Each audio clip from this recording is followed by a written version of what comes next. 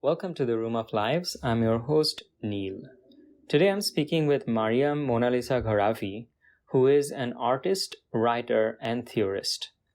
Monalisa did an MFA in film and video and a PhD in comparative literature and film and visual studies at Harvard University and held a postdoctoral Fulbright and visiting professorship.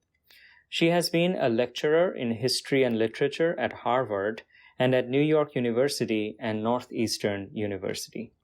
She has written several books and founded the Oil Research Group as a one-woman artist collective that explores the relationship between oil and data. She lives and works in New York. I met Monalisa randomly in the back of a shared Uber ride from a vision science conference in Florida.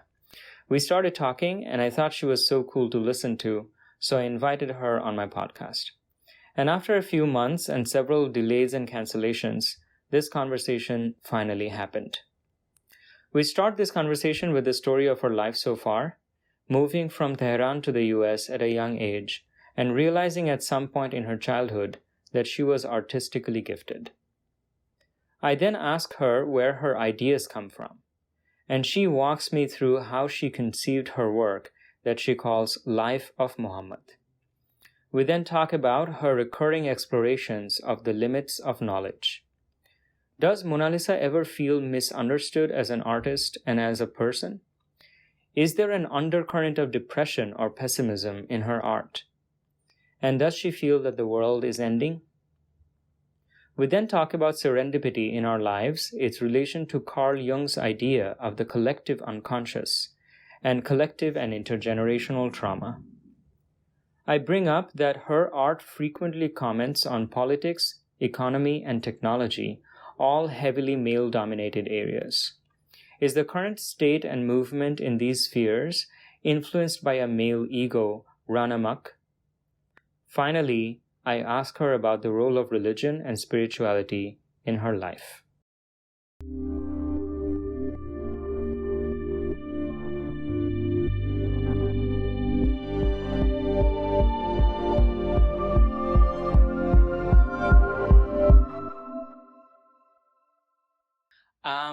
Okay, so the first question I have is something that I ask a lot of my guests just to get a better sense of, the person that they are. And so it's basically, I'm just trying to get a little bit of an idea of your background, not so much like your professional history, because that can be found like online and things like that, but a little bit more about more of your like early life, childhood upbringing, and then how did you get into, doing the kind of like art, literature, poetry that you're doing today? That's a really deep question. It's a deep question. Mm-hmm. I sometimes wonder about telling that story and how much of it is like your story and Mm-hmm. then how much of it is intertwined with the story of others, like your caretakers, for example. Mm-hmm. I was born in Iran, in Tehran. I like to think of it as like being born in the city of 20 million in a concrete jungle. Mm-hmm. And anyway, I mean, that has a somewhat of a contiguous line for me with living in the East Coast, for example, or a city like New York, which for some reason gives me a lot of comfort despite the discomforts of urban living. I think I was around 6 or 7 when my family immigrated to the United States, and I would say that event, the event of immigration itself, is something that I'm still untangling. Mm-hmm. One, because it set up such a different pathway than were I to be the kind of person that was raised in the same country and culture and family and all of that, and wasn't. And we also didn't necessarily stay in one place due to the circumstances of my upbringing and my father's obtaining of education and professional pursuits. We were moved a lot. Mm-hmm. So it was that one move, like the move, and then the subsequent smaller moves, to the point that I think I once counted it, and it was 15 moves by the time I was 13. So Whoa. quite unpredictable, Yeah. and in some ways like stable, and in other ways vastly unstable kind of environment for, I think, a young mind, a young person, in, like I said, in ways that I'm constantly untangling. I remember the very first time that I think I wrote something or created an artwork, and maybe this sounds juvenile, but I was literally a juvenile, for consumption by an audience, and it was when I was 7 at Fernbank Elementary in Atlanta, Georgia. And there's a famous astronomy center there too. So imagine coming from, Iran, you don't speak English, and then quickly you do speak English because you're so young, and then this giant astronomy center, and a very interesting kind of environment. I really loved that elementary school, but I overheard my teacher saying, there's a contest and we should get the kids to submit to this contest. I think it was like you had to write a poem about friendship, something like that. And so I just remember like sitting at my desk and doing that, and then submitting it and winning. And then the next time the same thing happened, and it was like, draw something. And I remember this because it was was it the 90s? Yeah, it was such a moment. And it was like, you remember DARE, like say no to drugs kind of things. Yeah. So it was like, how do we get the kid? We have to set up a contest to get the kids to draw something against drugs. And I mean, how did I know what drugs were? I don't think I knew what drugs were, And so I made a drawing, and that ended up winning. And I think it won me some money too. Like it was some kind of, I'm not kidding you, it was like some government issued bond that I've never actually, liquidated. So somewhere in Atlanta, Georgia is like some kind of government bond issued to me for this drawing. But I think that was like the first time where I was like, oh, I get it. I'm not just making something in my own small container, but other people will see it and it will no longer just be mine. I think that was the first experience of that. And later, maybe I was 10, we moved to the Caribbean for several years. And so a vastly different cultural environment, especially given that my family was very markedly Muslim. So we lived in the Caribbean as these foreigners. So not white, not black, and not Indian, because those were like the 3 dominant, ethnicities. And that was an interesting experience on its own. But I remember meeting a girl, one of my peers, who had a little book with her, and she was just sort of a happy loner, and she would walk around with this book, just writing down poems to herself. And she took it very seriously. She was like, this is serious work for me. And again, we were like all of 10 years old.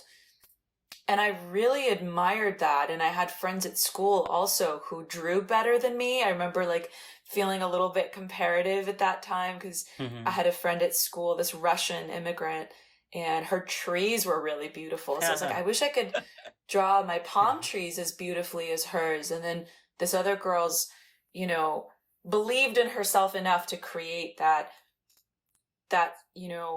basically book of her own poems at age 10, and on and on and on. So I think it came like that. I don't know that, I certainly didn't feel any encouragement, at least. Oh, that's your kitten. So sweet. Yeah.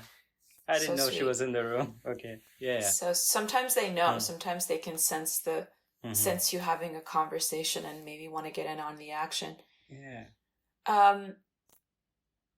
Yeah, I think it was just maybe writing feels like something that is DNA born, if that makes any sense. And my decision to be an artist and to formalize myself as an artist, I would consider that a decision. Yeah.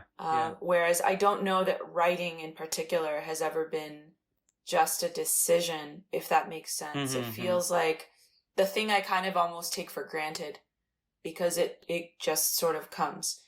I've had some people be very encouraging to me over the years and less so. My experience of the American educational system could probably be its own volume on a shelf. Very, very, sometimes very traumatizing experience of US education.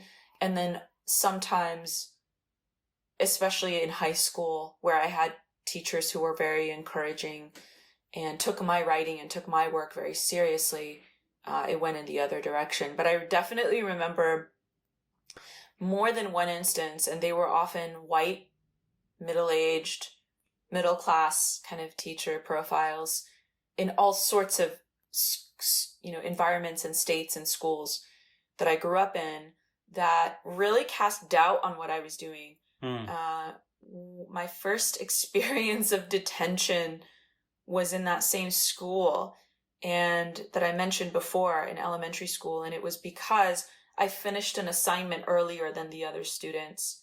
And because I wasn't following directions and I finished an assignment early, they put me in detention. Like, my parents had to come in. And this was really traumatizing. I think, if you're someone who wants to do the right thing, you don't want to stand out any more than you are already standing out.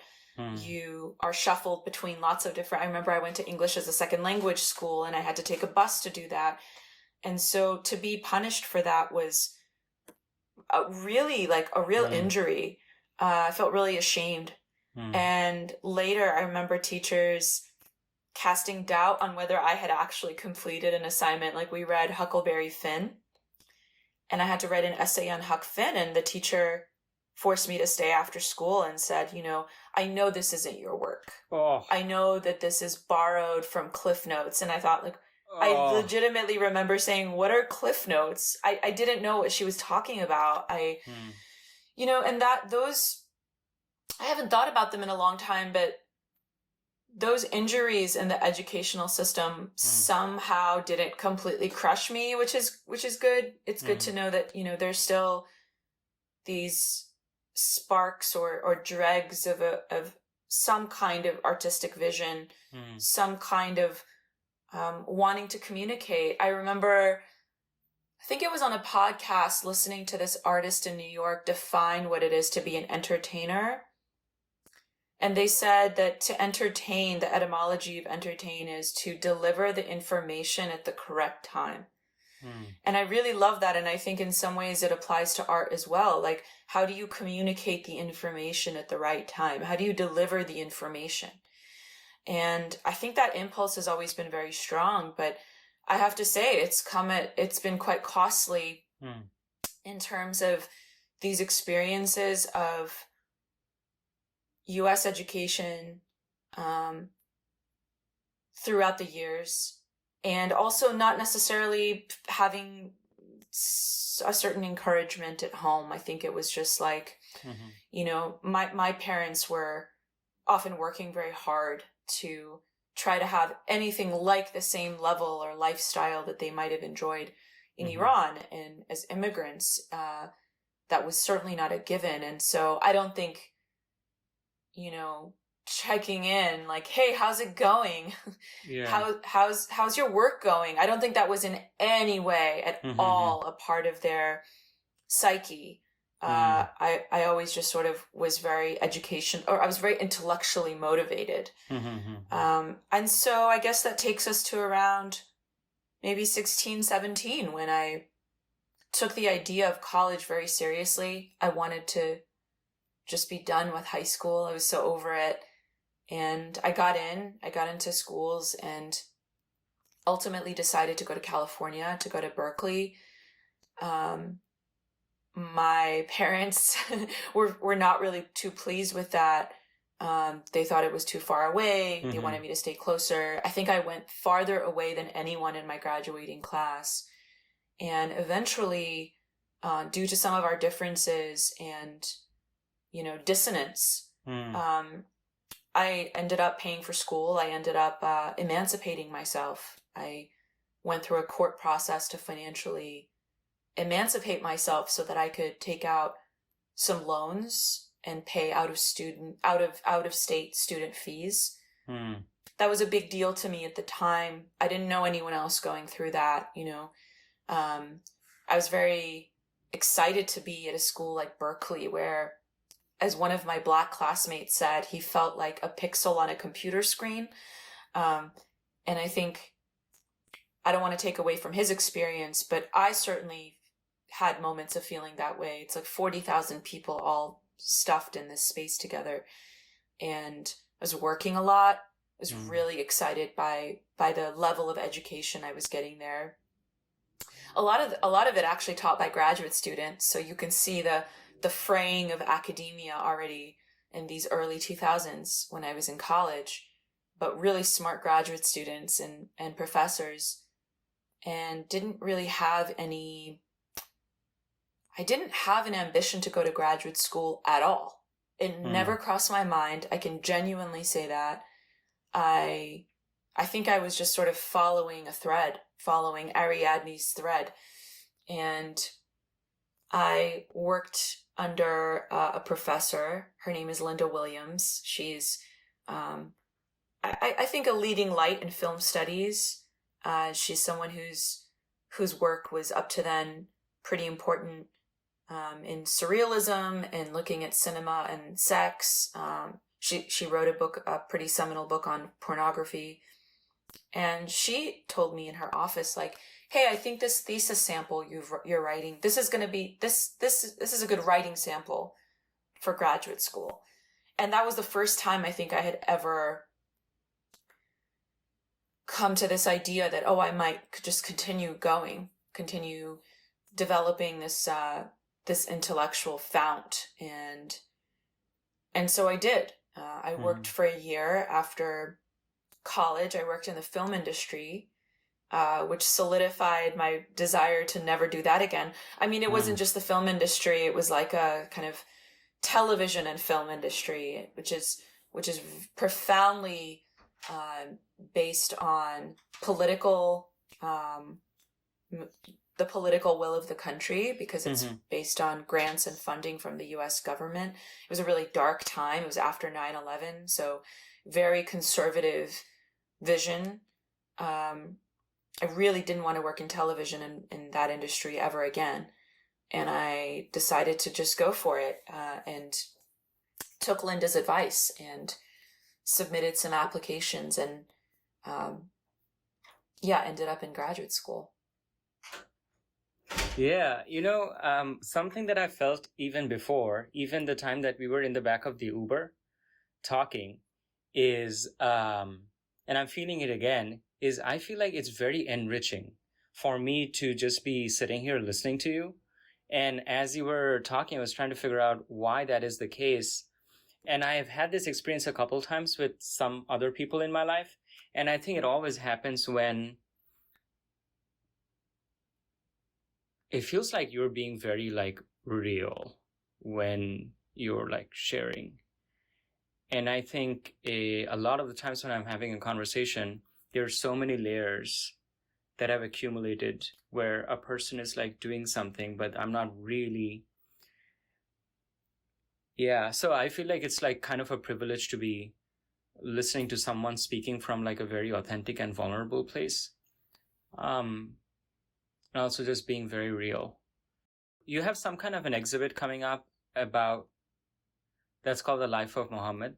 And it's about, I don't know if it's coming up or it's already happening. And I was just like looking through some of your art and things like that. And one question that I had was, how do you get your ideas?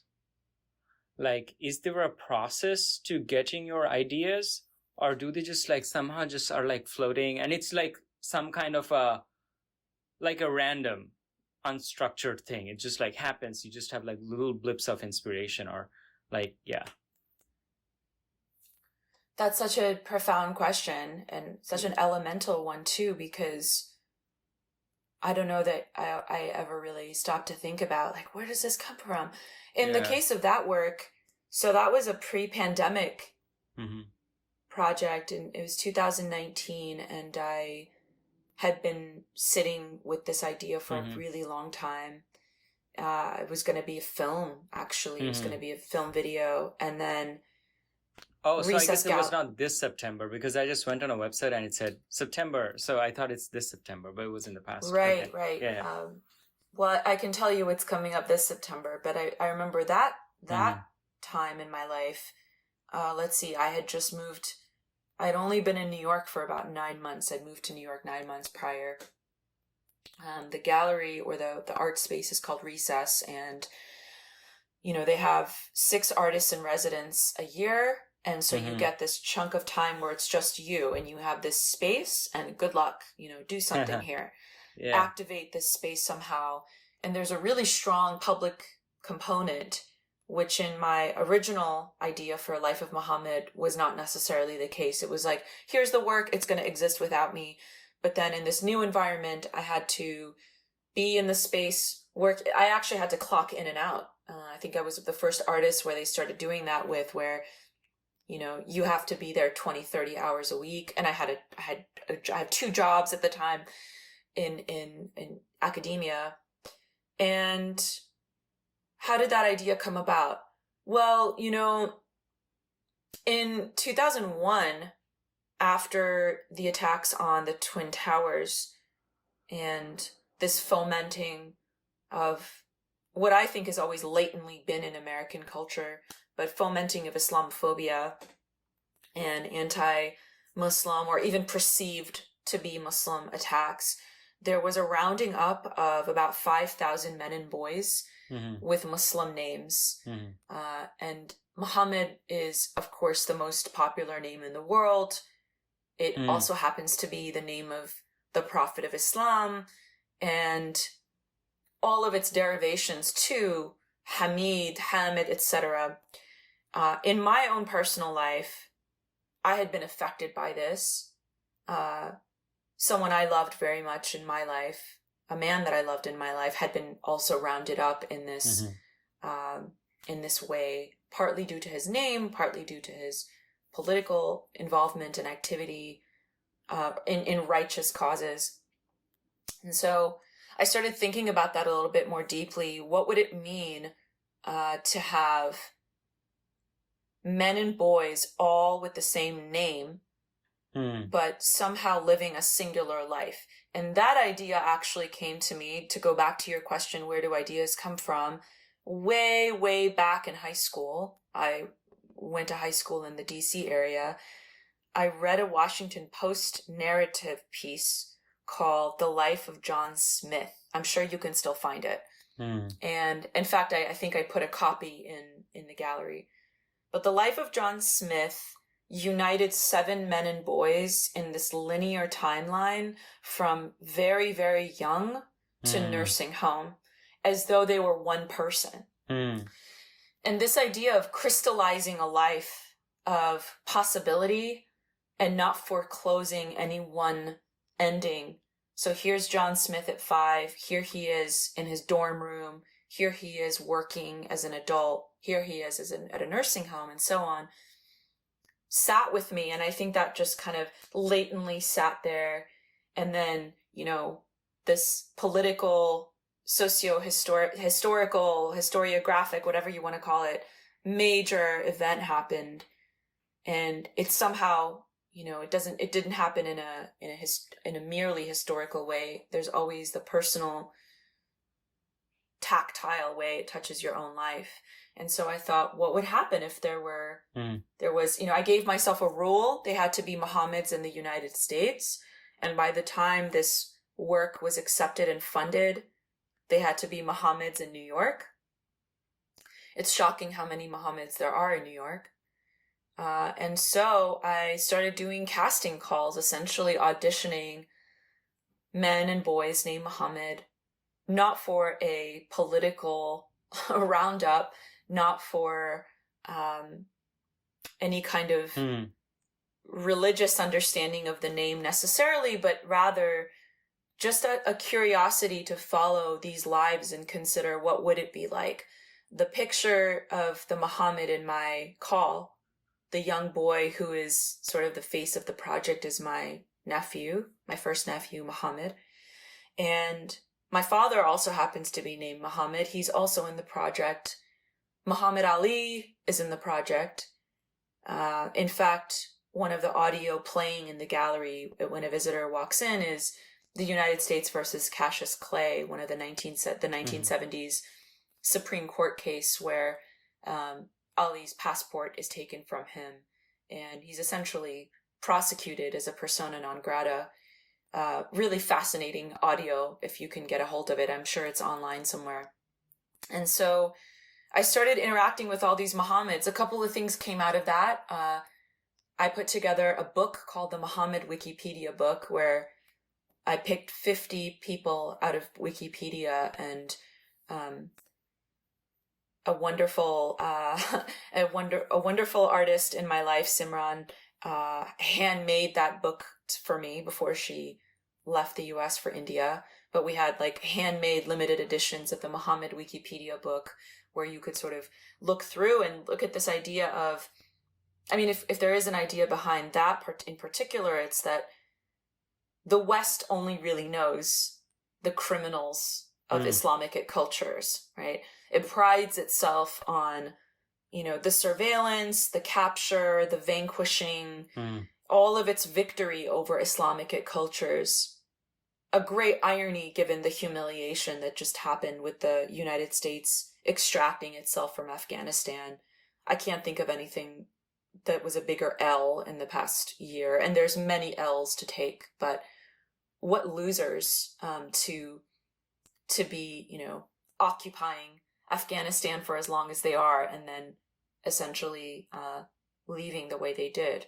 So the criminals are really what are known, rather than what I know of Islamic cultures and peoples, which is their great variegation, their absolutely, radical differences, artists, poets, sports figures, politicians, and so it's this really narrow, limiting. I would extend this to all, quote, ethnic non-Westerners, but particularly given the great enemy of the past 22 years or so.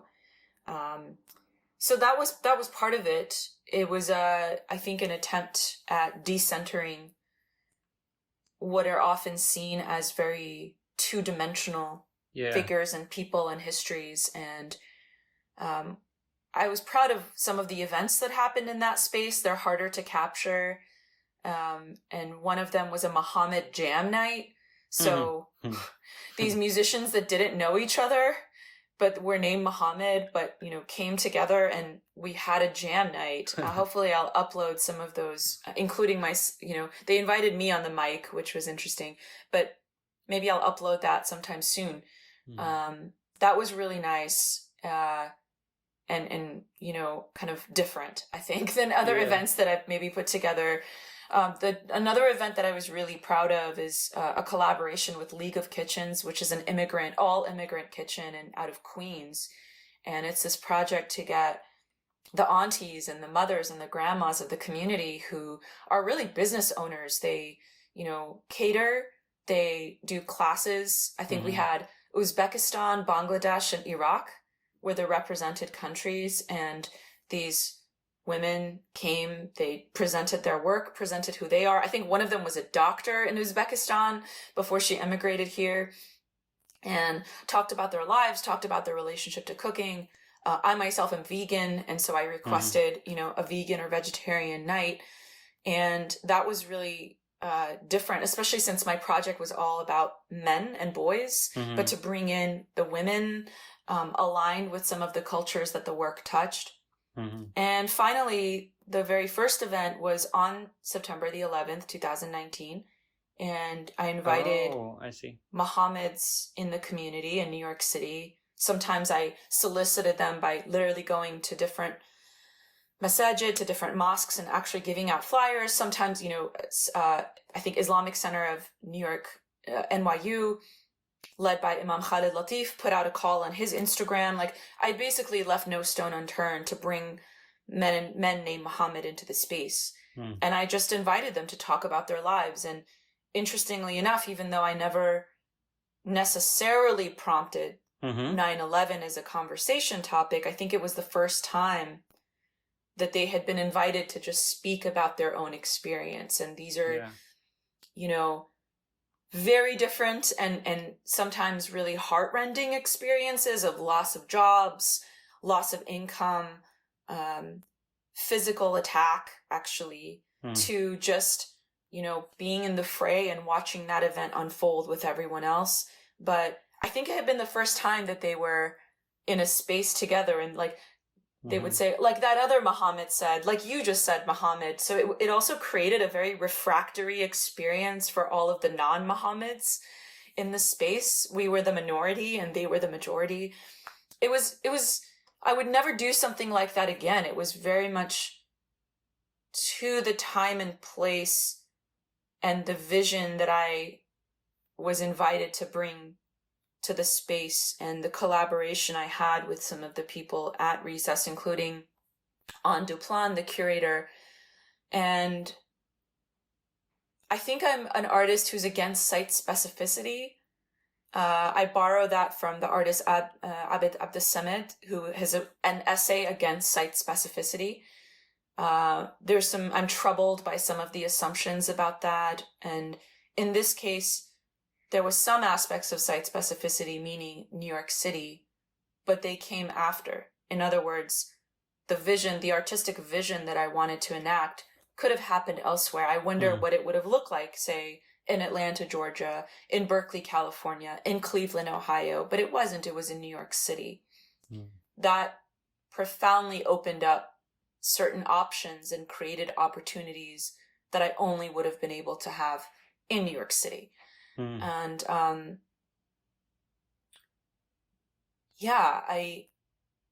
it actually became my first, up to now, my first solo exhibition in New York, because there was this sort of like final, you know, I don't want to say product, but after this process of almost 3 months of work in this space, there was an invitation for people to enter the space and be activated by it.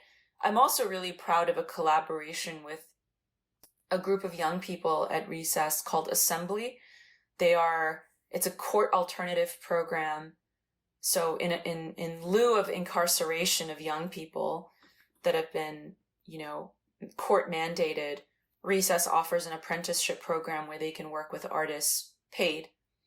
And I was really excited. I had my assistant Saint, and who truly was a saint, also many members of Assembly that helped screen print and help co-create t-shirts that had to do with some aspect of the Muhammad vision, including blowing up Muhammad Ali's signature, for example, and other things.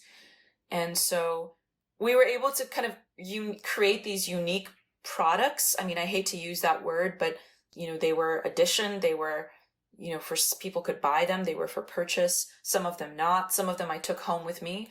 But it was an interesting, a very unique way to unite process and product that stands alone from some of the other things I've done. I quite enjoyed it. So I don't know which piece of art this is. It might be a little bit of a video, but it's like a man and a woman, and their head is like wrapped in like sheets. And I don't know anything else about this, but I just saw like one frame, and I realized that there was like a mixture of intense feelings that I felt immediately, and I could not name a single one of them. But that image itself had like this very... So you have to realize that you're talking to some guy from STEM. We have had like a little bit of back and forth about this. And so for me, my work is mostly to think in very explicit terms and try to communicate it very explicitly. When I do science or whatever, it has to be reproducible, it has to be falsifiable. I have to be so detailed that a different person knows exactly what I'm talking about, the exact numbers, and then they should be able to take my exact perspective, so I have to really like crystallize everything. And so when I see something like that, and I just get this feeling, a lot of questions come to my mind. One is, this is maybe not such a precise thing. The next person could feel a different mixture of feelings. And the other thing is that there's something new for me to see something which communicates a feeling, but it does not explicitly say, this is the idea in my head, this is what you're supposed to feel. And so I'm like very intrigued by that. And so I'm basically trying to like beat around the bush, but I guess my question is, a lot of the times when you're making a piece of art, are you concerned about communicating the exact ideas that you have in your head to the person who's experiencing the art? Or a lot of the times, are you just like, I'm just going to give you a feeling? Yeah, that's a really interesting dimension of it. I think, well, yeah, I'm trying to think, how does this sit with deliver the information at the right time? I should also just add real quickly, a couple of things that I have seen of yours, they're like video projects and things like that. I feel like I can't exactly tell what the idea is, but I get a mixture of like almost articulatable feelings that I'm getting. But like, you know, like I am definitely getting like a lot of feelings, and I can try to like word them. There's something anti-authoritarian about it, something like very like challenging and questioning. But it's not always like very literal. So when I saw that, I was like, my mind seems to be struggling a little bit to grasp this very tangibly. So that's where my question is coming from. Yeah. It's interesting to put this alongside what you said about STEM and the idea that, you know, you get somewhere. I think defamiliarizing the familiar is bound to bring up some emotive feeling.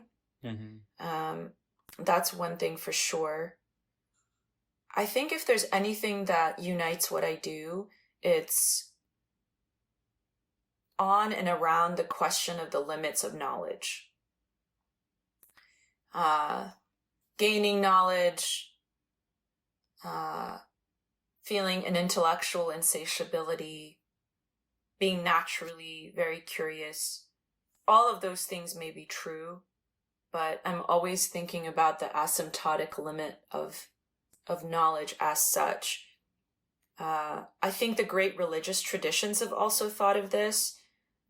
In fact, one of the works in the recess space, one of the works connected to Life of Mohammad, was a wall decal in which I repeated in Arabic, knowers of the seen and the unseen, knowers of the seen and the unseen 10 times. Knower, the singular, 10 times, because that attribution of God as the knower of the seen and the unseen appears exactly 10 times in the Quran.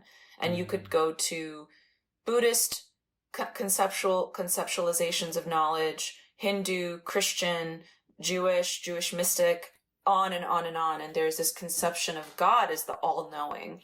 And if there is a divine or a creator that is, quote, all-knowing, sees the seen and the unseen, the visible and the invisible, what does that say about us? What are we?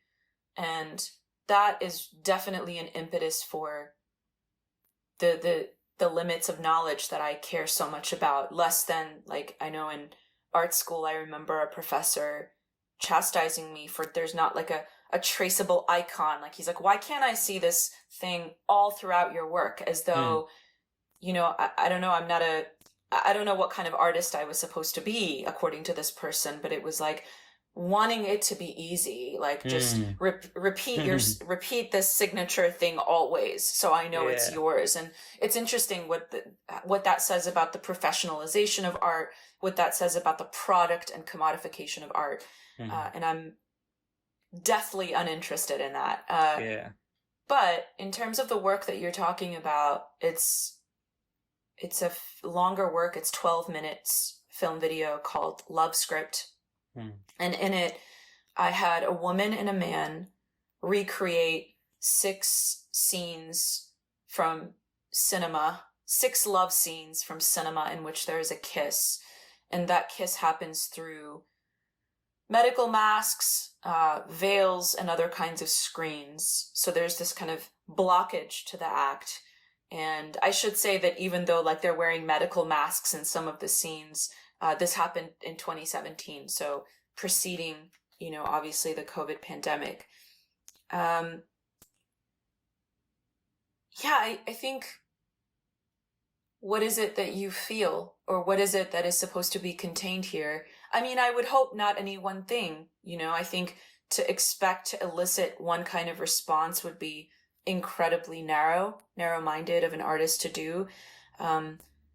One thing that I do think might separate art from, say, science, and this is not my opinion or fact, this is just something I've heard and I think makes a lot of sense, is that in science, you have a hypothesis and you set out to prove it. And in artistic work, you often are working with the content as it is and then develop a hypothesis about it. And I would say what happens if, I think maybe both of those things can also be true. Sometimes, and I've done a lecture on this, and I'm sure the video is out there somewhere on YouTube or something, called Theory of Betrayal, in which I delineate the task of the artist as needing to be betrayed by her work somehow. That the artwork is not really finished until then. I saw that. Yeah. This idea that, let's say I have an idea, a vision for art love script, I had, this was a work that I had access to a cinematographer, several people helping me on camera, everything before love script I shot myself. All of these resources, actors, like good ones, audition processes, all of that. Okay, well, what happens when you have the thing you got? Like you think it's one thing, you run the experiment, right? A repetition or restaging of iconic love scenes from cinema. Okay, so we did it. And we did it as best as we could with the funds and the resources and the integrity that we had. Now what happens?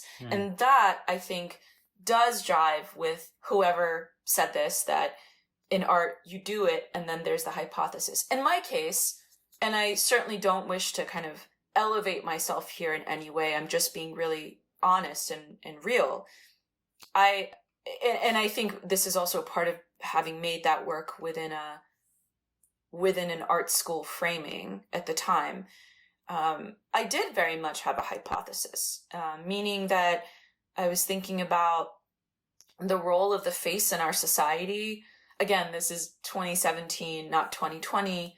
Some of these ideas I should go back to them and see how they hold up now when I wear masks 75% of my time outside. Still, I wanted to ask the question of, if in covering the face you elicit some kind of response in people, what does it mean about the face then? What does it mean neurobiologically? Because we know that we have certain processes in our mind that pick up on the faces of others. Like, we've evolved that way. What does it mean sociologically? So I was reading Deleuze and Guattari on the quote, terror of the face, which Deleuze says it is terrorful because it cannot be represented. It can only be repeated. When you have a face covered in public, for example, there's something terrifying about it, is his point. So and on, and all of the isms and all of the things behind just one thing, just what happens if the face is not readily available to scan by a human or by a machine, like a facial recognition system. Daft Punk. Yeah, they wear these visors, and whatever they have to say scrolls past the visors. It's like these electronic music artists, and I don't know, they just maintain this public persona where nobody has seen their faces, but they go to like shows and whatever, and they wear this visor, and whatever they have to say, I don't know how they're doing it, but the words like scroll past their visors. That's how you know what they're saying. And I don't know, I remember thinking about the celebrity use of covered faces, and this isn't recent, like with Kanye West. This is like way back. Like, I remember seeing images of Michael Jackson wrapping veils around his and his children's faces at airports. And it's a little different, right? Because in that instance, you know who it is, but their face is occluded from you. So this idea of divulging information or withholding information, I think, is really at the heart of some of the things I think about in the limits of knowledge. And this particular, body of work, for example, actually, speaking of STEM, one of the works, I think the longest thing I've ever made so far, it's a little over 50 minutes, was a biographical profile of a woman, a former MIT graduate student who has Bell's palsy and woke up one day and half of her, I think the film is called Eve's Face, half of her facial muscles degenerated and were no longer active. And she was like drinking coffee and coffee would spill out the other side. And, she's just sort of like sitting on her bed with her boyfriend going like, what's happening to me? And we met in a really interesting way. I answered the call for a ride share to a meditation retreat. And I lived in Cambridge at the time, and so did Eve. And when I was driving us, I could only see a profile of her face. So I could see the quote good side, meaning the side that was not affected by palsy. And she's telling me her life story on this 3-hour drive. And I thought, like, that was the germination of like, wait a minute, this is strange. Here I am, I'm making a body of work on the face. And I just happened to meet this woman who is no longer in full control of hers. And she's a young woman. She's beautiful. She, this just happened to her. And that ended up being, an additional work alongside Love Script. But, it was serendipitous, but also, when, that feeling when you're obsessed by an idea, or what you're kind of looking for, and it just keeps showing up. Yeah. If I said yellow car and you went outside and all of a sudden you've never seen more yellow cars. But in this case, it was a beautiful serendipity. And I really give so much credit to Eve for being such a willing participant in the video installation I ended up creating, which actually I don't think I could ever recreate. It was a very narrow room. And as a viewer, you're almost you go in this room, on your left and your right are different angles of Eve's face as she's talking about her face. It's like the face is telling on itself and you're wedged between it. Yeah. And the average time a viewer spends on a video work in fine art spaces is roughly 6 seconds. And her telling of her face was so compelling that I had a clicker and I had assistance and also reports from people that a 52-minute film, people had ended up staying upwards of 26 minutes in this narrow space. And I think it's due to what a compelling autobiography she did of herself. And you're looking at the thing that is no longer supposed to be functioning, telling itself on itself. There's something in continental philosophy that I also grapple with where, when you turn the doorknob, the doorknob is invisible and you just go about your day. You turn the door and open it and move on. You only notice it when it's no longer working, when it's unlatched or something, it's locked or whatever, it's broken, the handle's broken. And I certainly don't wish to say, I certainly don't wish to have an ableist argument about this person, but I think her willingness and her incredible consciousness that she is both her body and not her body, she is both her face and not her face at all, and her telling of it, I think brought people in maybe some of the ways that you articulated about an emotional response to what's happening, even though she's sitting there dispassionately giving an autobiography of her face. Yeah. I'm very intrigued by the way that your mind works. Like, there's something very... So, when I meet a person, I think this happens quite naturally. I meet a person, I'm trying to get to know them. My mind is trying to simulate their mind. And for some people, it's incredibly difficult for me. I'm like, wow, all of this is just unanticipated, unexpected, unpredictable. Whoa. And I'm getting that feeling a lot. So I think, yeah, it's like, I'm like, wow. That's why a lot of this question, like, where are your ideas come from and whatever. I have a bit of a personal question, and you can skip this one if you want. Both as an artist and as a person, do you ever feel like your feelings or your perspective are misunderstood? Yeah, I think in art, when I've had the advantage to hear back what people think about something, whether that's in what's called a crit, like a presentation or a critique, or people write you or something like that, then sometimes the misunderstanding can be productive. And I don't know that I've ever been totally angered by a misunderstanding, although never say never. I've never taken it personally. Again, I prefer to be betrayed by the work, meaning what happens when it exists in the world without me. So I do see that part of it, that completion, as a part of the artistic process. I think in my personal life, it's been much more painful to be misunderstood, for sure. It's painful to be misunderstood. I think it's painful because we, or I could use the word I like to think of myself as transparent with the people I love and upfront, and to feel like your transparency or your, let's say, your vision of radical honesty isn't engaged with or isn't taken in the way you meant it can certainly be painful. I don't know that necessarily gets easier, but maybe I'm becoming a lot less bothered. I know I am. I'm a lot less attached to it, and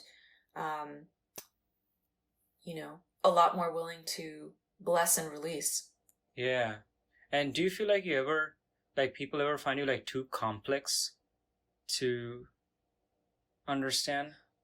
Oh, I've definitely gotten that kind of feedback. And I think sometimes in the past, it's been hurtful because, I don't know if you have this experience, but some children are like told that they're excessive or they talk too much, they think too much, they're too much.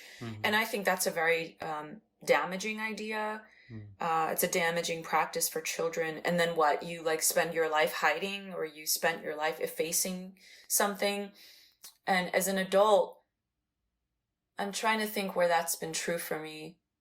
If I'm being honest, I think it comes much more from men. And not even necessarily in a romantic context, but I don't know. Is that true? So a lot of I collaborate with all kinds of people, but yeah, I would say so. I would say that's happened, but I'm much less likely these days to let it stand in my way. Nice. Do you feel like there's an undercurrent of depression or pessimism or hopelessness in the way that you portray like the world through art?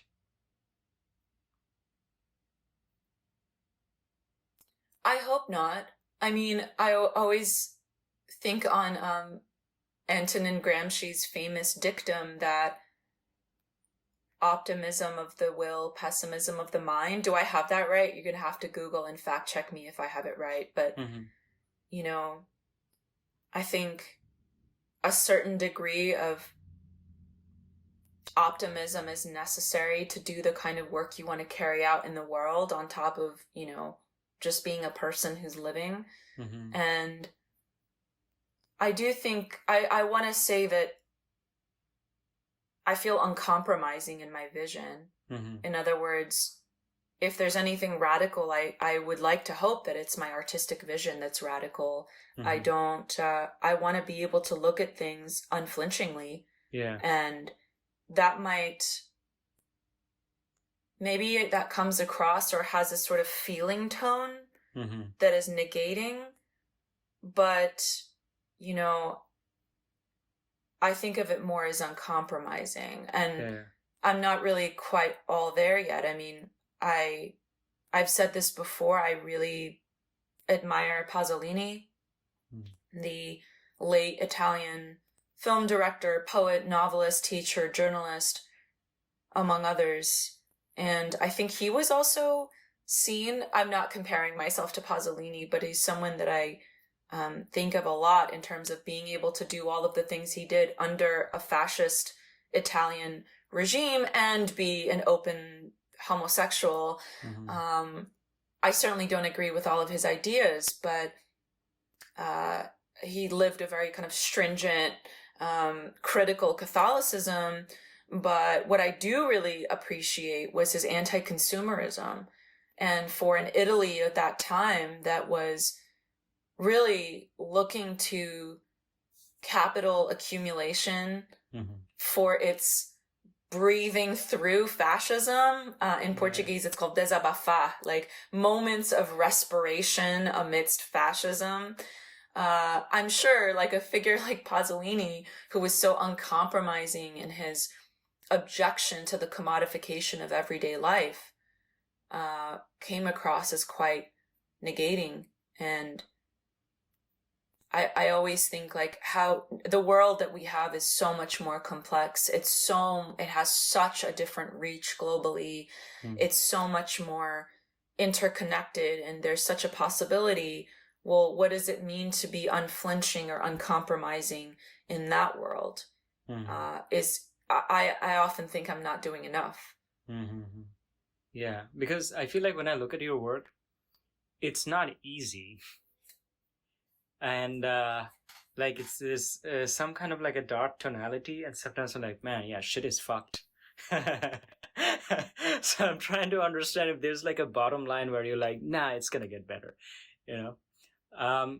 According to the Hindu mythology or cosmology, this is supposed to be the last of the 4 aeons of the universe, the last and the most corrupt, and then the world ends and it starts again. And I've been hearing and sort of talking a lot about apocalypse with people, especially with the climate change, and things are just getting so exponential. Like the human impact on the planet, no matter how fucked up shit we did, it was not at this scale. But everything is just getting like faster and faster and faster, and our impact is getting like exponential. So I don't know, even if you realize, oh man, shit is fucked, if you're gonna have enough time to like put the brakes on. I'm sure other generations have felt it too for other reasons. Oh, the world is ending. We're ending the world. So maybe we're not the first generation. We're just feeling it for different reasons. I can't really make up my mind. But this question keeps coming up in my head. Do you feel like the world is ending? Well, this question that you asked before that about are we the first generation to feel it? Yeah. I'm going to go ahead and make the statement that, I don't want to sort of say millennials are so special. Yeah, we're special because we've lived through 4 recessions in our working lives, and I can't talk about Gen Z because Gen Z is just entering its working years. It's the years in a labor market. But we have data on us, We're very self-conscious of who we are as wage slaves, as workers in the world. And also the ease with which you get commodities, the relative ease, let's say, right? We can talk about the end of fossil fuels, and also Amazon has never done better. Where do all the Amazon boxes go, right? I think many ideas are ending. I think it's the death knell of many ideas, and that we're living through a very painful and regressive transition and response to the end of those ideas. Things, I don't like to sort of dwell on the word fascism and use it, outside of a kind of historical understanding of it, but many things can be true at the same time. Things can feel really boring and monotonous and also very dystopic. I'm just thinking, I don't know if you have this visual in your mind, but like, those benches that they create and design so homeless people can't sleep or encamp in them? That's what I mean, of like boring, dystopic, ugly, functionally insane, and also a deterrent for human care. I think maybe the thing that made me feel this question of apocalypse, I don't think this is just me, was 2020 just made things so clear. There was this, and it, like, think back on that, like where you were, you know, March 2020, right? Like there was this feeling I had of productive and reproductive capacity. Like suddenly things stopped. Suddenly the animals came out and nature is healing. Suddenly, you know, the gears of, like, oil prices were at a historic high. The oil industry announced that it was going to crash, whatever that means. And also there was a resurgence of reproductive care. I don't just mean, you know, reproduction. I mean things like mutual aid. I mean neighborhood cooperatives. I mean a sense of understanding that we're all in this human muck together. And I feel that the pendulum is swinging much the other way, that the productivity and the expectation of cultures of productivity is higher and higher, and the capacity for us to understand our own reproductive care is lower and lower. Whether you are like a mother without maternal leave or care in the United States, whether you're, you know, a gig worker who doesn't have a stable place to use the bathroom, whether you're an Amazon worker whose muscular and tendon exertions are measured by the company and kept as part of your portfolio. The collapse of a reproductive understanding of who we are as human societies is something that I feel is an apocalypse. And yet we've never been more productive as human beings. We've never, you know, what is it, like unemployment is lower than it ever has been, and no one saw that coming. The Fed can't explain it, et cetera, et cetera. So to say nothing of things like the collapse of societies where we're seeing the biggest refugee crisis in recorded history. We don't even talk about that, right? We don't talk about the migrant journeys that have essentially created unwritten massacres of people. So when taken that way, it can be very, very low. You can feel really depressed about it.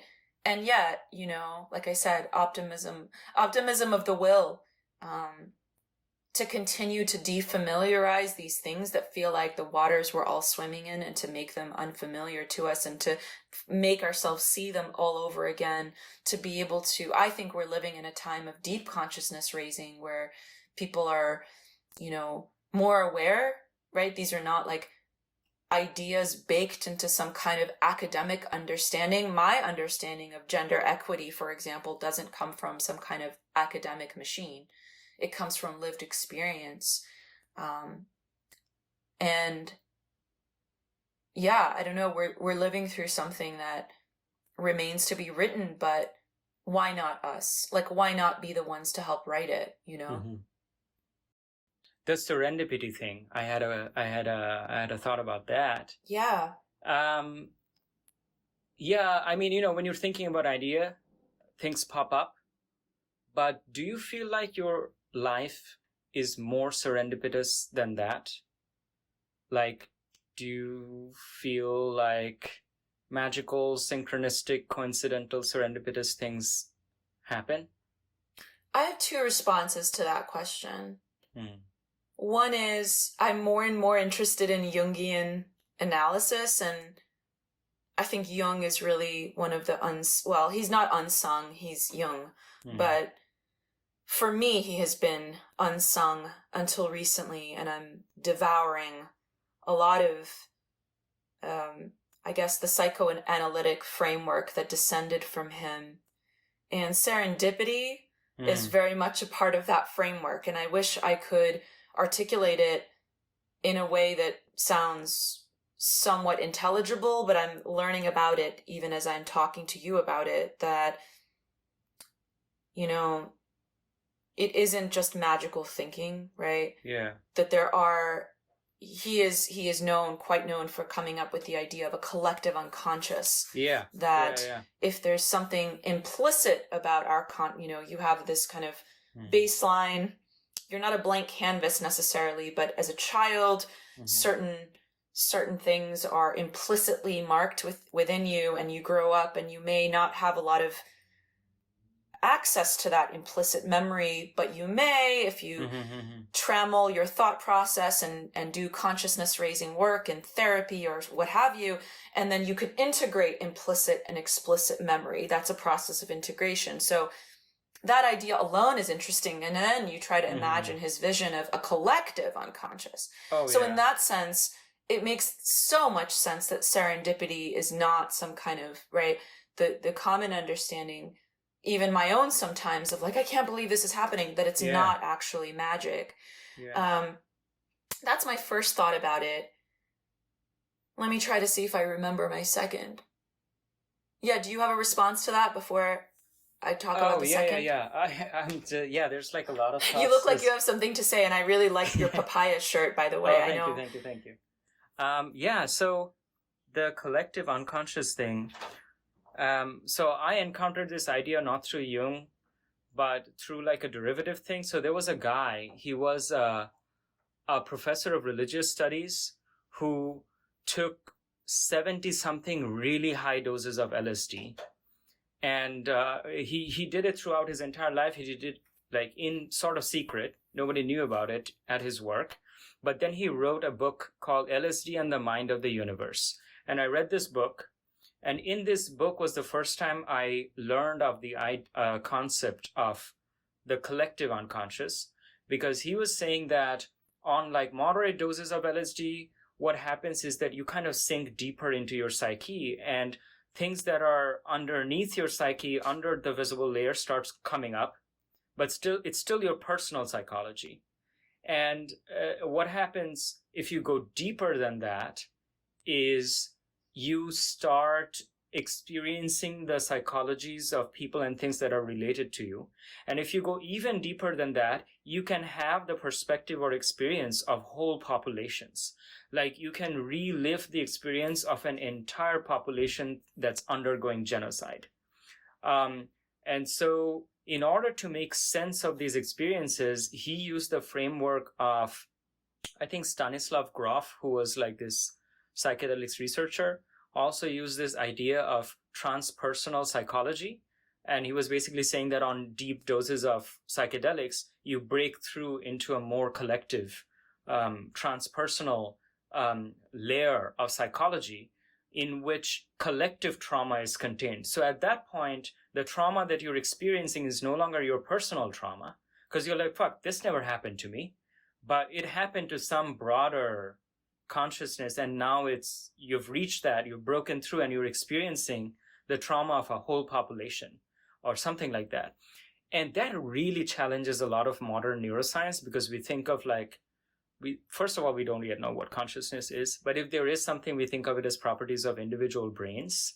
And so to think that, oh no, there can be perspectives or consciousnesses at all different levels, not just at the level of your body, but at the level of whole collections of beings, and then maybe a whole earth consciousness, things like that are, I have sometimes felt in my life some wave of depression is coming up, and I cannot figure out why I'm feeling this way, and there's no link to anything.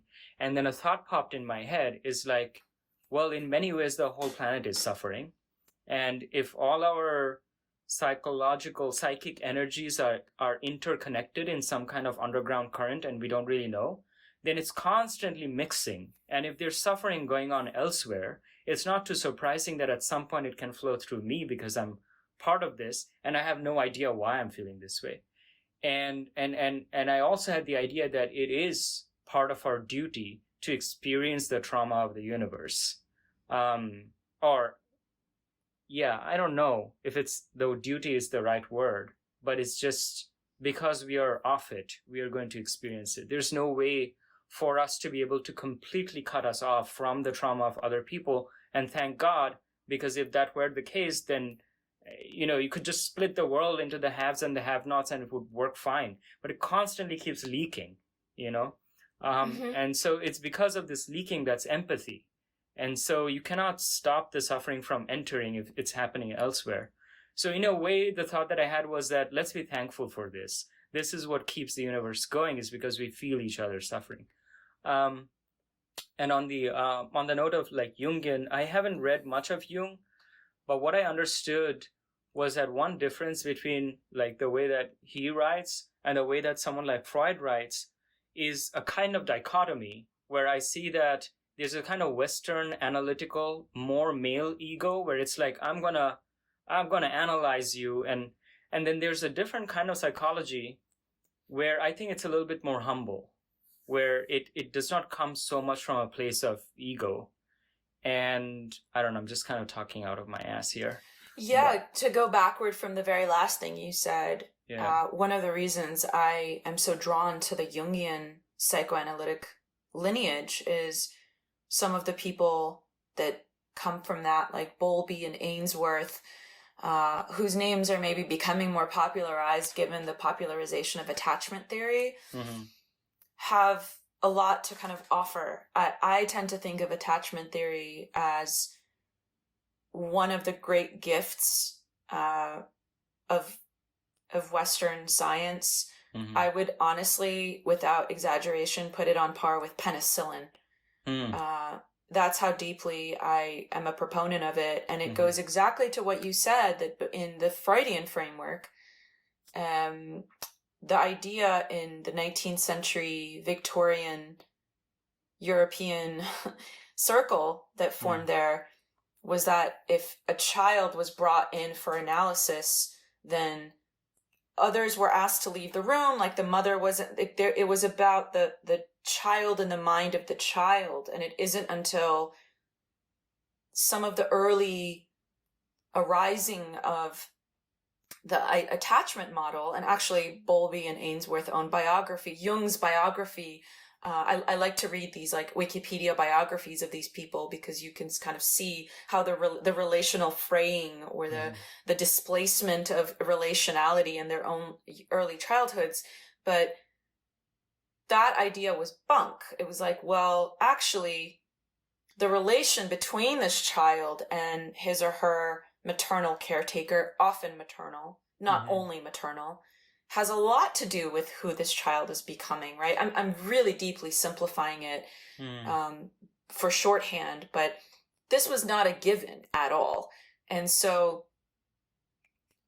attachment theory, as I said, I think it's becoming a lot more popularized, and I want to also caution this idea of it like being this label. I think another Western framework is like categorization, linearity, labeling of everything. Like, oh, you're securely attached, therefore XYZ, rather than actually these are references. These are scientific references that may offer some other insights. They are malleable. They are not meant to be linear. Going back to a collective unconscious, and again, I do really enjoy evidence-based work. It makes a lot of sense what you say about some of these controlled experiments with psychedelics, of course, and even outside of that, in the field of epigenetics. I recently learned that the epigenetic framework is particular around the mother line. In other words, the epigenetics and whether or not certain markers of genes are turned on or off for, say, collectivized trauma, generational trauma, etc., much of that is seen to come through a matrilineal line. And that's something that in my own personal life, I've had the opportunity, I would like to say fortune, not misfortune, the real opportunity and the luxury of thought to be able to map out what my matrilineal line is like. I know my mother. I know my grandmother. My great-grandmother was alive and I met her. I never met my great-grandmother, but I know her name. And I have a little bit of an idea around what not as much as I'd like, not as much as my, research can carry me yet. I have some idea of what it was like, what these women's lives were like. And not to sort of envelop everything in one big truism, but if it's also true that your grandmother is in some way carrying you because she's carrying at 5 months, the female fetus is also being born with all of her eggs, so your grandmother is carrying you, then it would make a lot of sense given hormones, given all of the many processes that are happening inside the physical and emotional. These things are not separate.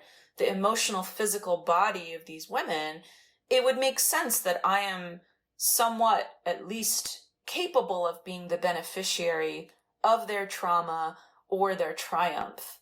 And that's something that I sit with all the time.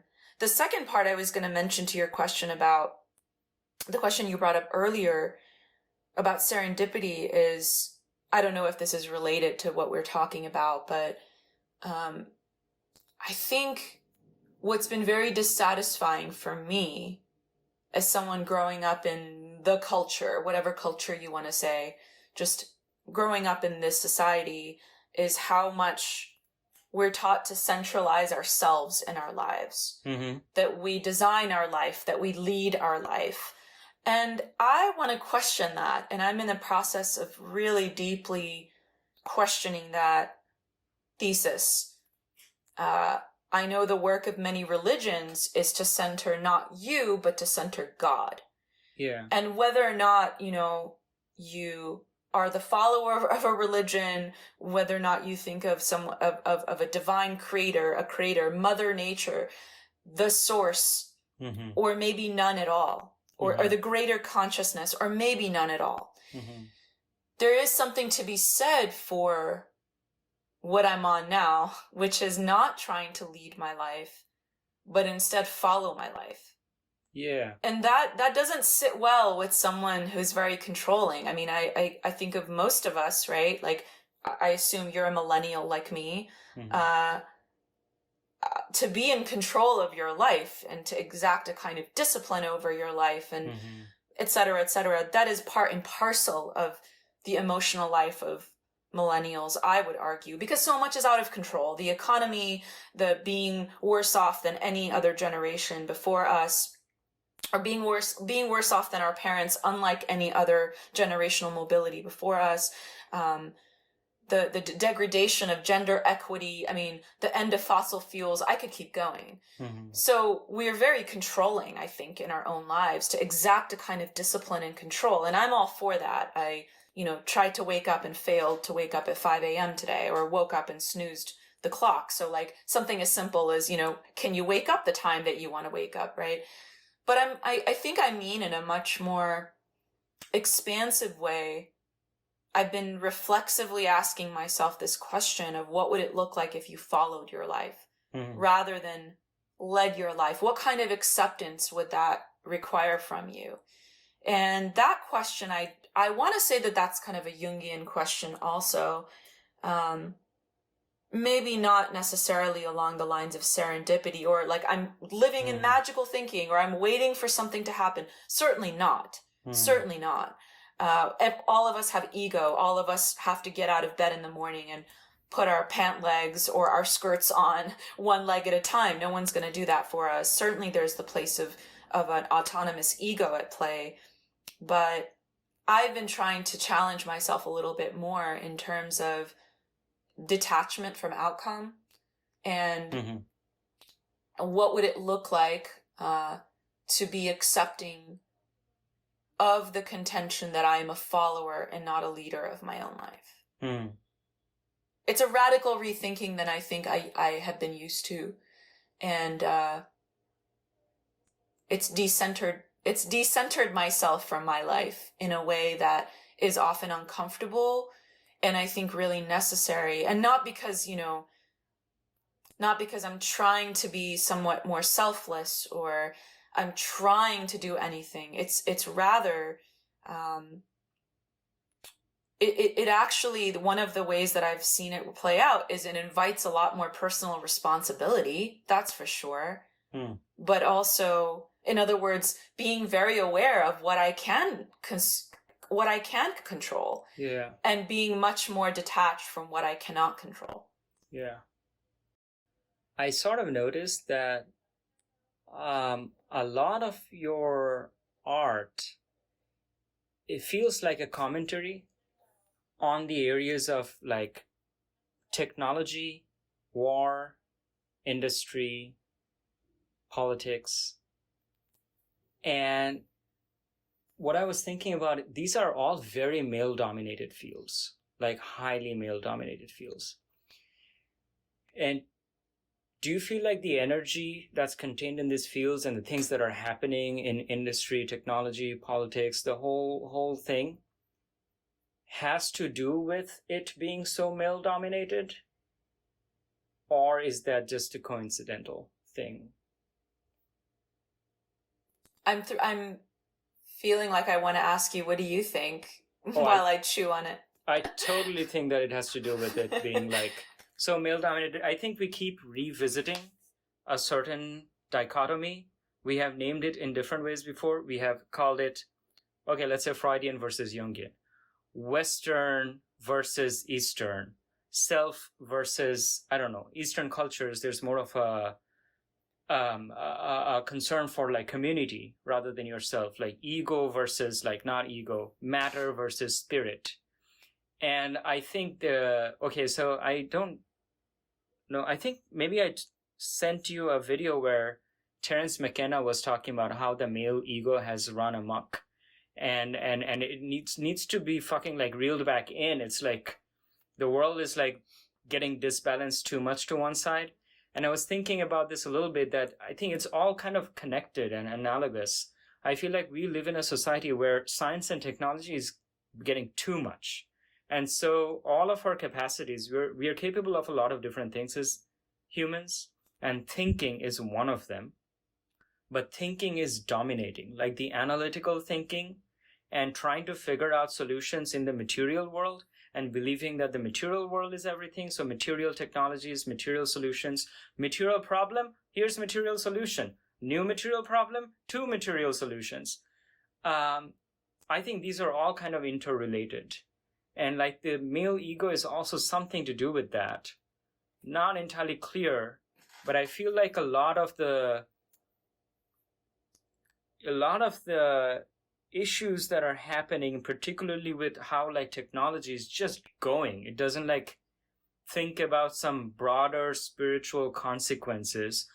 And they're like, we can make this and it will sell, let's make it, you know. There's something kind of like rash and something kind of egoistic, something a little bit, yeah, I feel like the picture would be different if it wasn't so many like young guys, you know. And I think we're going through such a trembling, fearful, paranoid era of maybe a waning influence of what we might call, you know, a male era, a male epic. And I think that transition is maybe being played out in very difficult, chaotic, fearful ways right now. You know, there's a feeling I get when I wake up that there's a gender cold war, and some might say it's not even that cold. I think your question about era, about these themes makes I mean, the short answer is yes.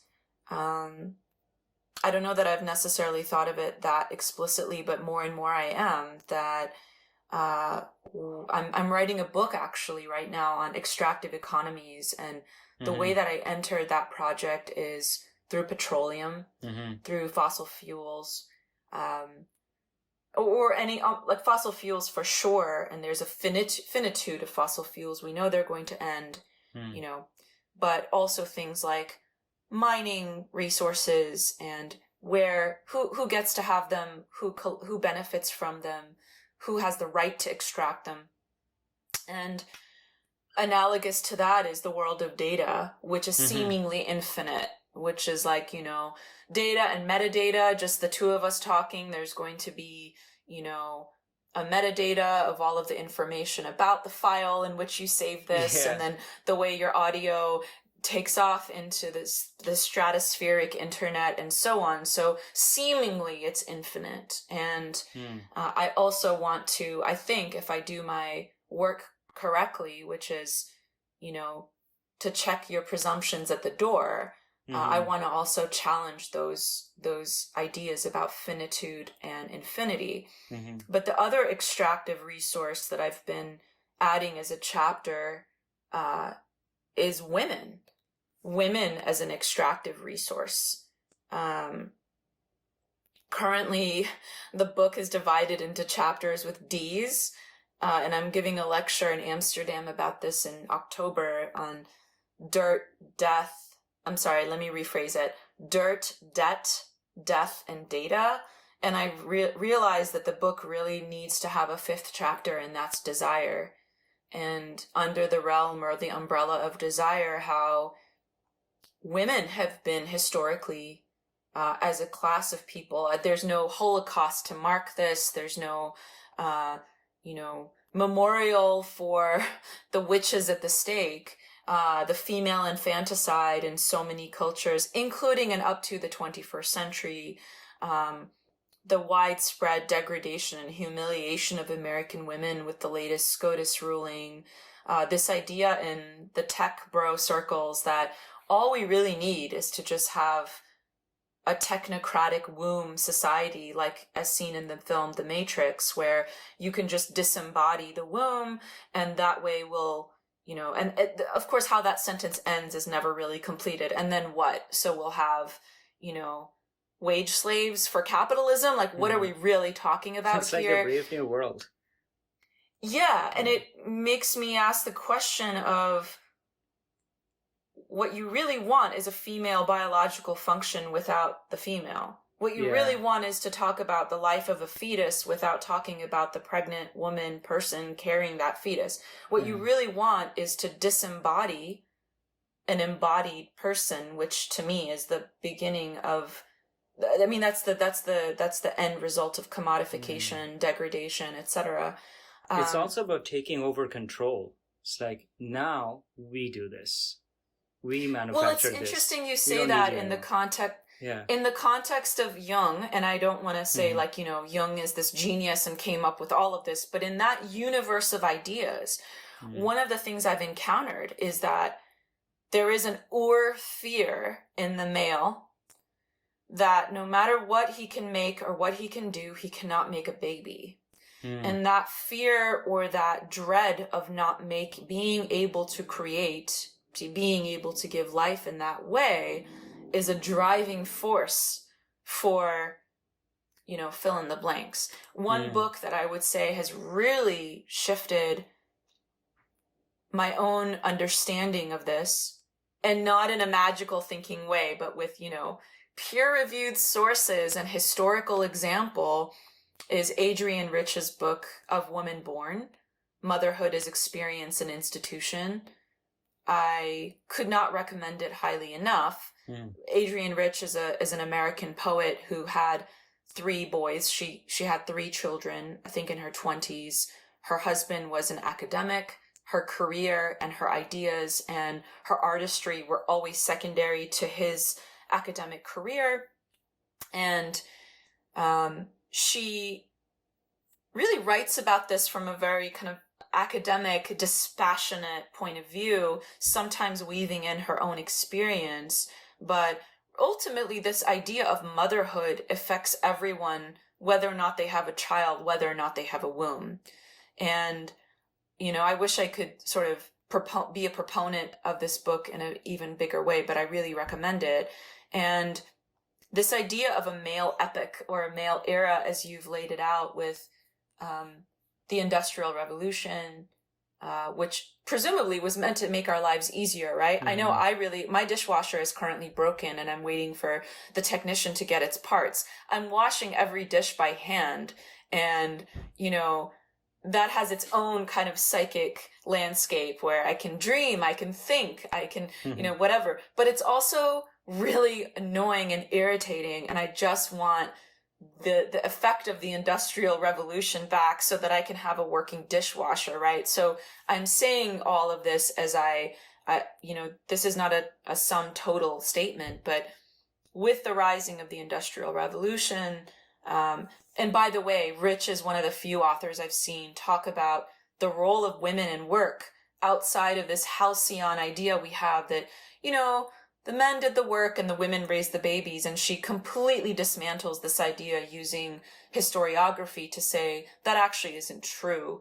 Not even just for working class women, that women have been a profoundly important part of working life, both in terms of reproductive and productive labor. But from that onward to the rise of mass extractive economies, not limited to, but including fossil fuels in the 20th century with the founding of oil reserves, and then you brought in the tech industry, and I think the tech industry is a very similar kind of industry to oil in the sense of data scraping. Mm-hmm. I'm currently creating a work with another artist. It's a 2-person series of works I'm creating with the artist Sam Levine, who's expounding on this idea of scrapism, or HTML as essentially being a scrapist technology that just, like a vacuum, sucks data and metadata. And the work that we're making together on oil and oil bodies, dead oil wells, oil and gas products, and information is often using this tool of scraping. We're using web scraping to get it. But anyway, to go back to the macro topic that you introduced, what do I think about it? I mean, I think all of us in many ways are inculcated into that masculinist ethos, which is, you delineated a lot of them. I think we're open to more feminine ethos of living. And I don't want to I don't know that I feel qualified necessarily to delineate what that would be, but, the idea of, say, we're not just physical thinking beings, that we are not divorced from an emotional self. We are not mental, we're not brains in a vat to sort of bring Cartesian thinking into it, that we're much more than that. Maybe history is going to right itself. I certainly hope so, but I also think that this period that we're in, which feels like a deeply women-hating period, I know I feel it. I know that the people, especially the women in my life, certainly feel it,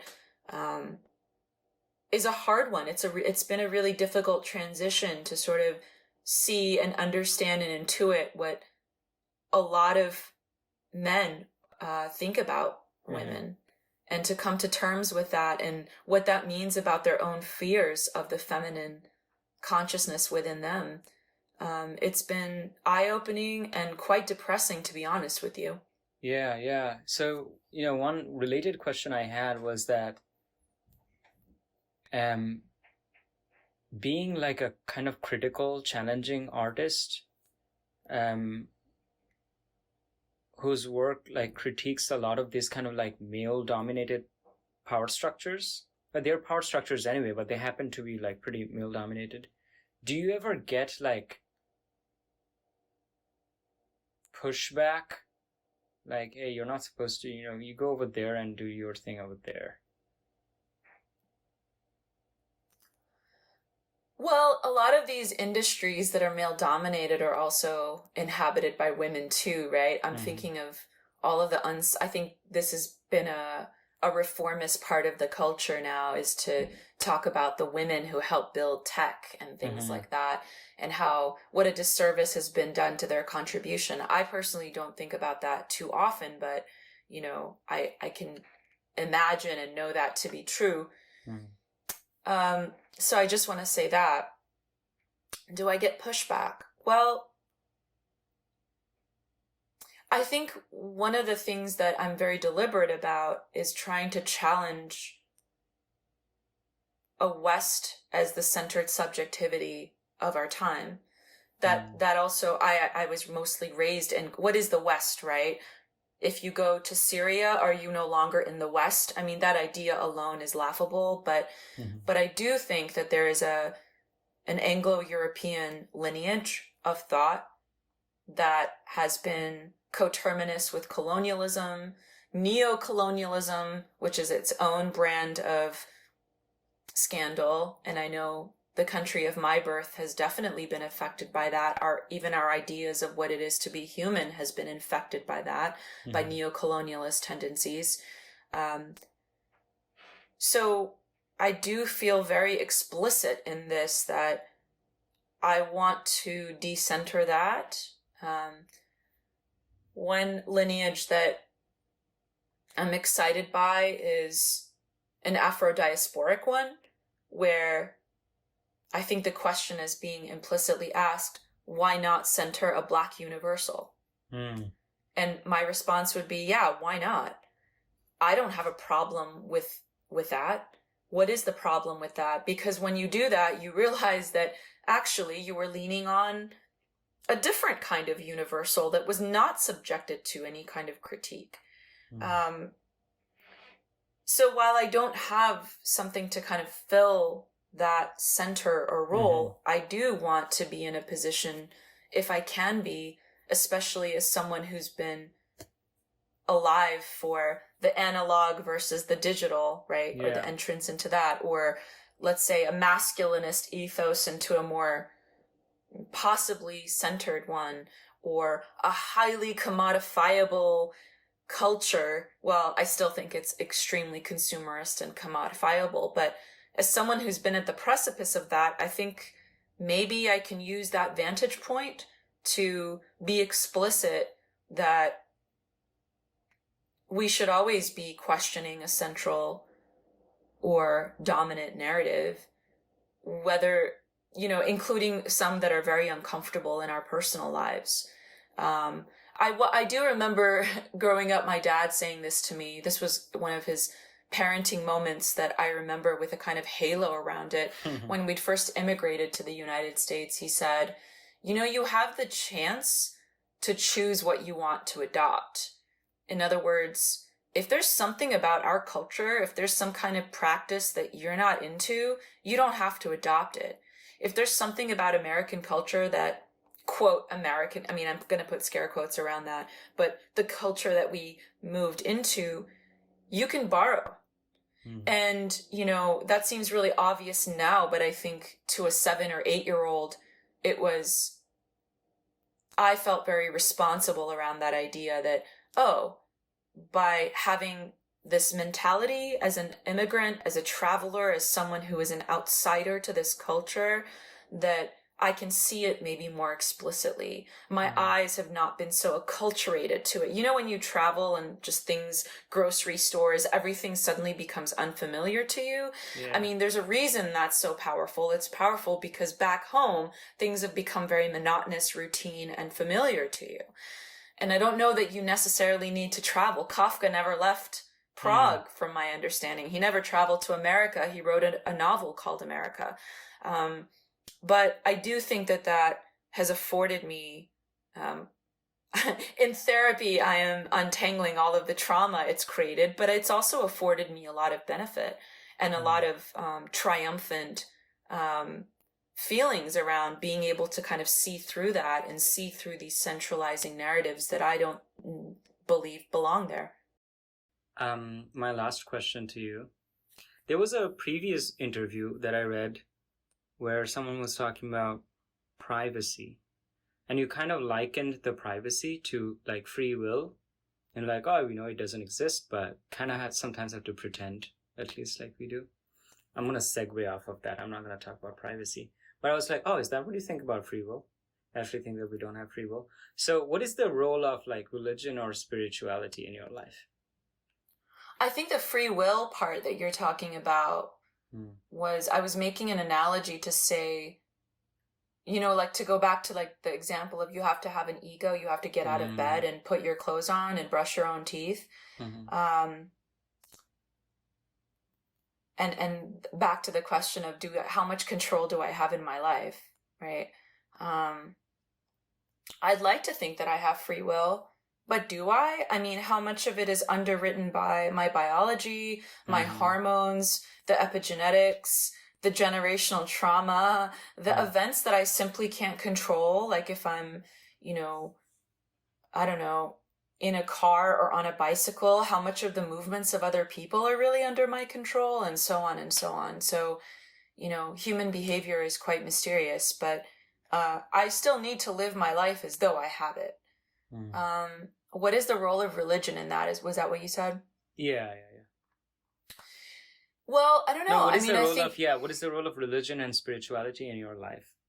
In mine, that's a growing area and a growing question. I think I read that Bell Hooks, the late Bell Hooks, who we just lost, defined herself or announced herself as a Buddhist Christian.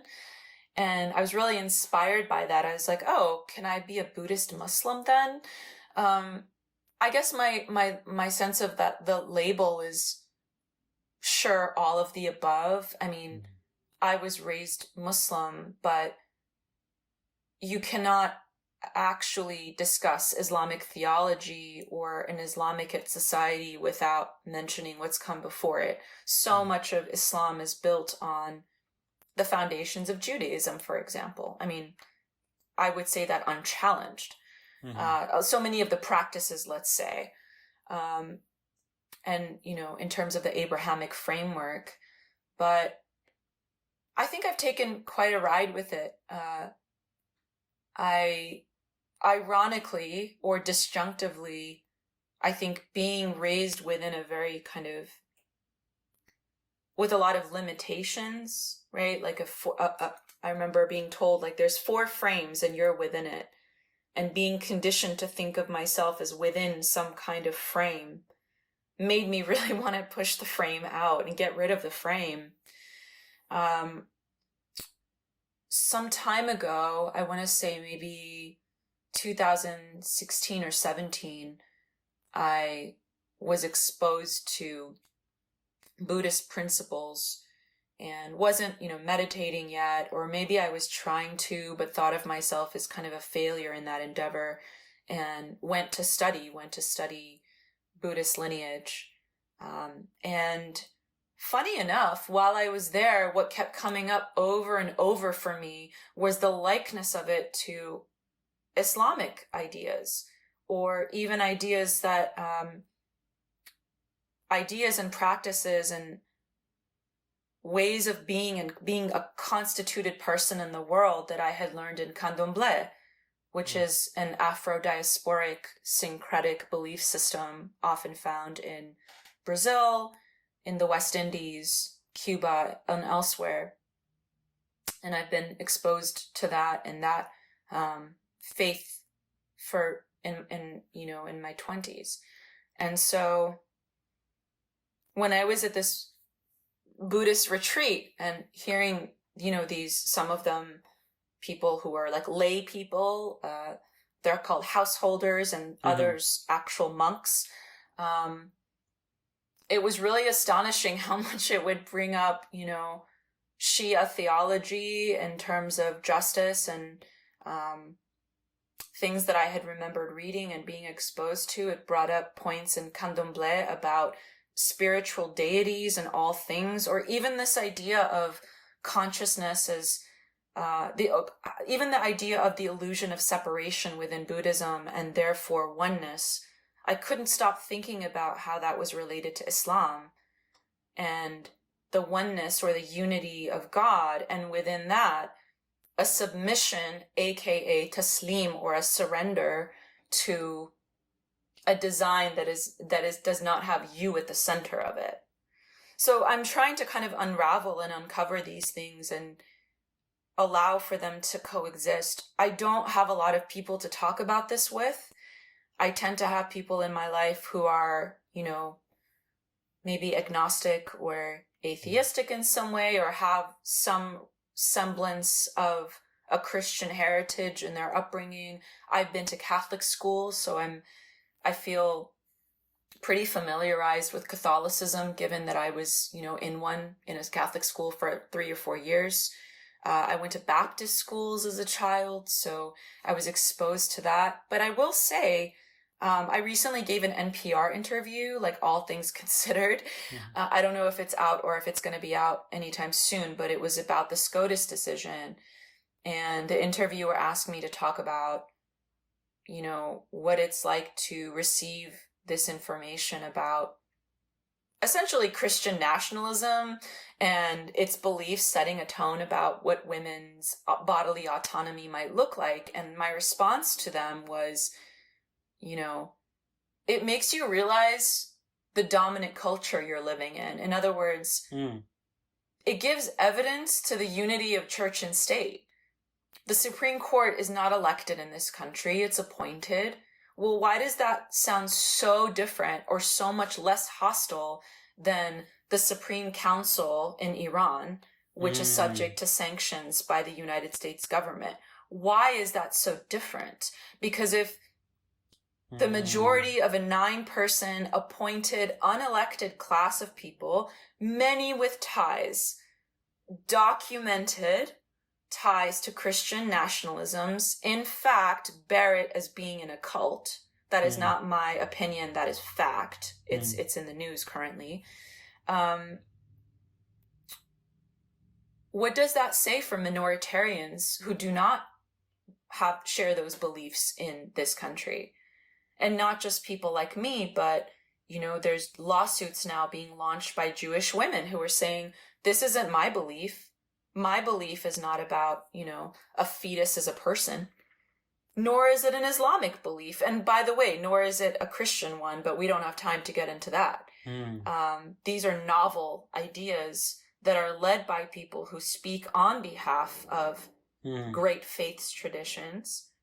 We can have our opinion on whether those faiths are in fact great, but we're all under that umbrella. And I think that, to go back to your point about depression and apocalypse, it's profoundly alarming.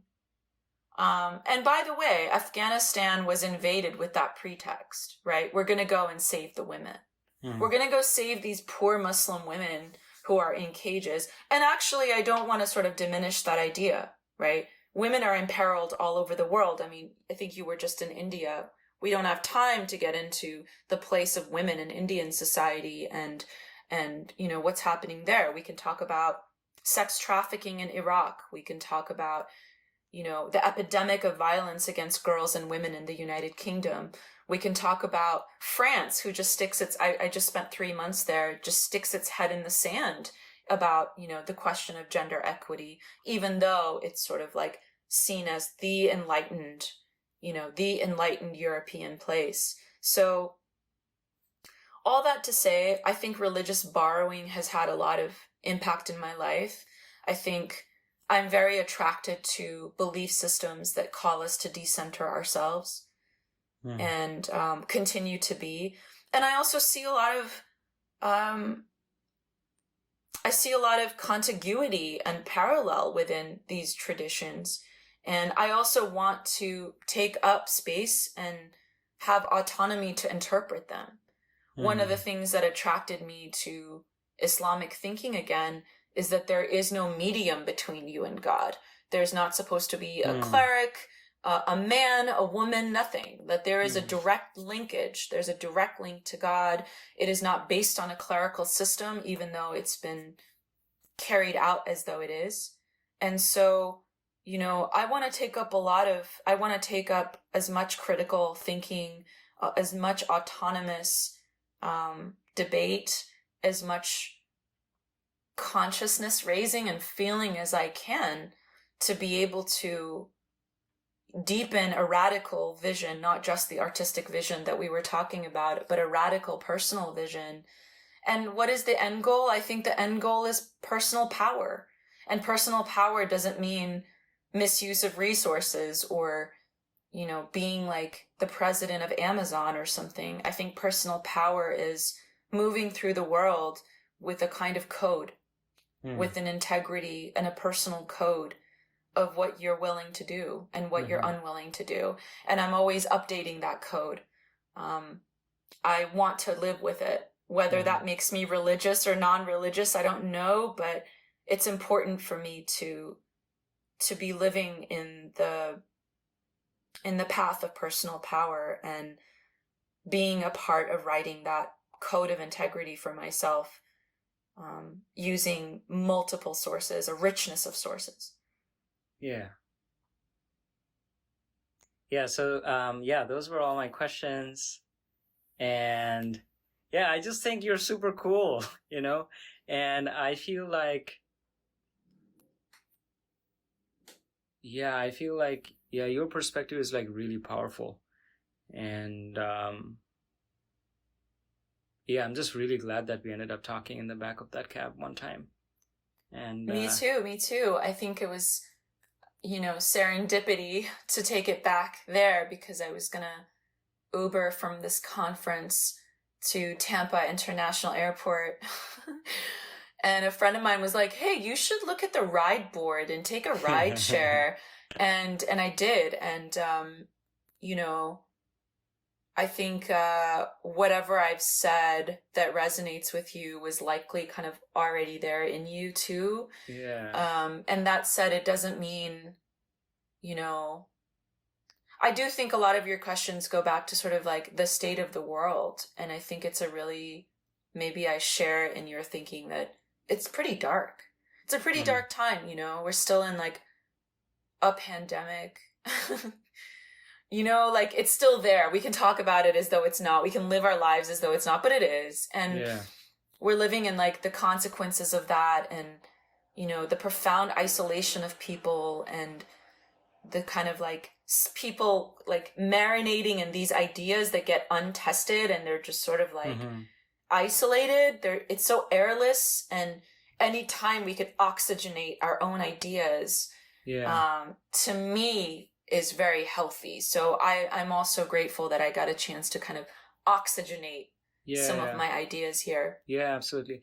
Well, I don't know how I presented myself, but I'm actually like, I'm pretty optimistic. A lot of the times when I think about, the state of the world, the frame of mind that I have is as if that I am like some kind of a passive object that is just subject to everything that's happening. But at different times, like I get off my ass and I'm like, hey, hang on a sec. Like I'm part of this living, breathing, animated universe, and I can also do stuff, and it ripples out, and I can start where I am, and I can do things and just start to affect positive change just around me, and then it kind of ripples out, and there's like enormous power in that too. And the more you believe in that, the more powerful it gets. And and I've seen it like, this is why I was talking a little bit about the kind of power that I was feeling when I was listening to you. Like, I feel like a lot of the time when you're like really manifesting the kind of authentic power, it doesn't even take much. Like a person can see you for 30 seconds and be like, wow, there was something about that. So yeah, I feel like a lot of the time I try to stay in that, like, okay, I'm not just like a passive object that just receives what the darkening universe, like, it's also my job. Like, I'm not just here to watch. I'm here to manifest a little bit of the kind of universe that I would like this to be. And I think somewhere in there is like an infinite wellspring of optimism. Like, I think there is no end. Agree.